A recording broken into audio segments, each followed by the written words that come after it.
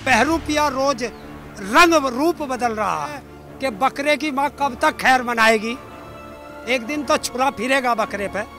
तो supreme court बैठा है ना, जो जो पार्लियामेंट में महिला सांसद है उनका जरूर ध्यान रखें, और कौन इन बच्चियों के लिए बोली है उनका ध्यान रखें, और जो नहीं बोली उनका भी ध्यान रखें, और उनका क्या करना है ये डिसाइड देश की महिला कर लेगी। अगर जो व्यक्ति जेल से डरेगा वो कभी आगे नहीं आ सकता।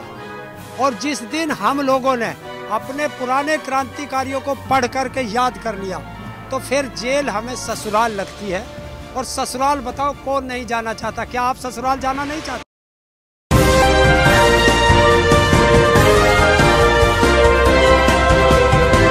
दिल्ली के जंतर मंतर पर इस वक्त मैं मौजूद हूं। मैं कहना चाहूंगा कैमरामैन से कि यहां तमाम पहलवान जो हैं वो धरने प्रदर्शन पर बैठे हुए हैं, और उन्हीं पहलवानों के समर्थन में यहां पर किसान नेता हरेंद्र ताऊ जी हमारे साथ मौजूद हैं। लगातार ये देखा गया कि जब किसान सड़कों पर थे तो ये कहा जा रहा था कि किसान राजनीति कर रहे हैं, अब पहलवान सड़कों पर आए हैं तो ये कह दिया गया है सरकार की तरफ से कि पहलवान राजनीति कर रहे हैं।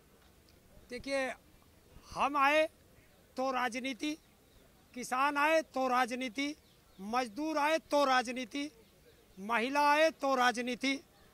भाई सही कह रहे हैं, क्योंकि ये सब राजनीति कर रहे हैं और बहरूपिया रोज रंग रूप बदल रहा है। तो बहरूपिये को क्या कहोगे?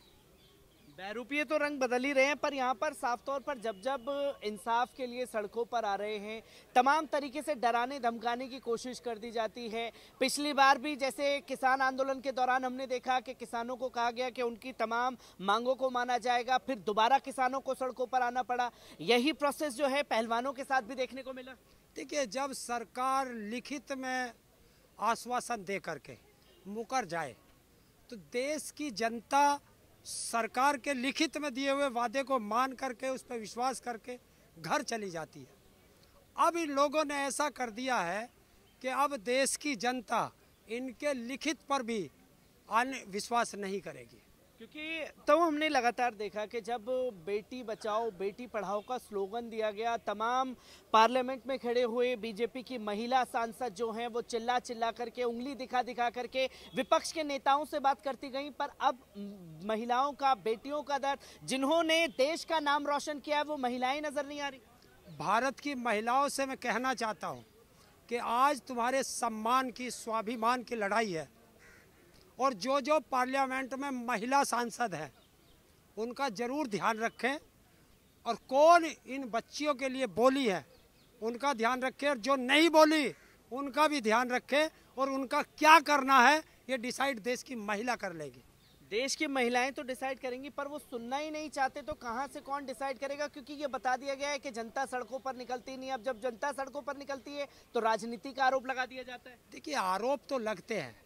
जब देश की आज़ादी के लिए लड़े थे तब भी बहुत आरोप लगे थे। आरोपों से अगर हम घबरा गए तो फिर ये सरकार किसी काम की नहीं। क्योंकि हमने ये देखा कि पहलवानों की आवाज़ को इंटरनेशनल मीडिया में ख़ास तौर पर तवज्जो दी जा रही है। इंटरनेशनल मीडिया खुल करके इनके बारे में लिख रहा है, पर हमारी सरकार की कान पर जूं नहीं रेंग रही है, वो सुनना ही नहीं चाहती है। जब देश का प्रधानमंत्री और गृह मंत्री अपराधियों के साथ खड़ा हो, क्या कहोगे?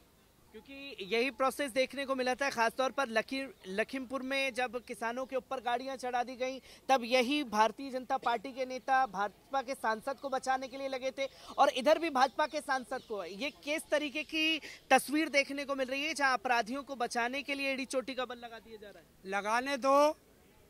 एक कहावत है कि बकरे की माँ कब तक खैर मनाएगी। एक दिन तो छुरा फिरेगा बकरे पे।